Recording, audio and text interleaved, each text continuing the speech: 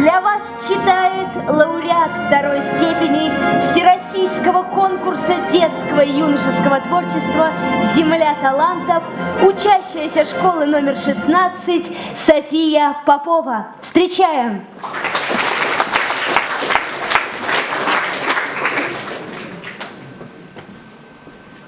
Пришедшие из всех углов страны, с фронтов, заводов, из глухих селений, мы были в первый миг ослеплены, оглушены, когда сказали «Ленин».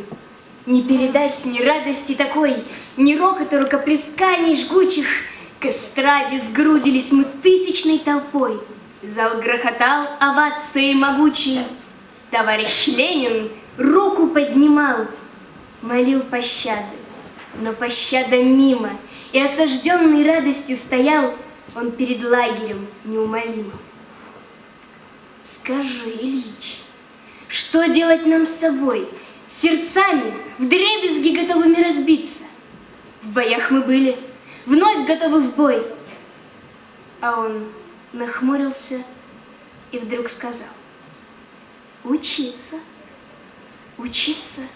Что? Мы землю на дыбы поставим, поставим, как взбешенную тигрицу.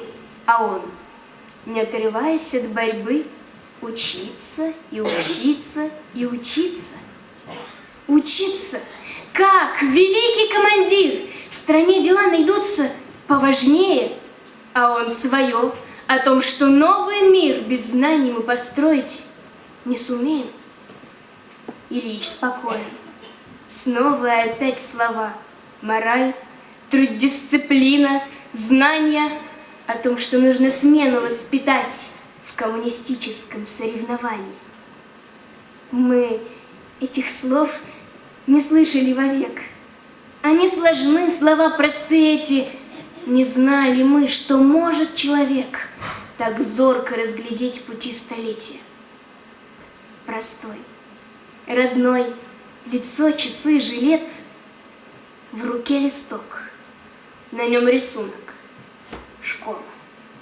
И в этот день он на десятки лет вперед нам написал программу комсомола.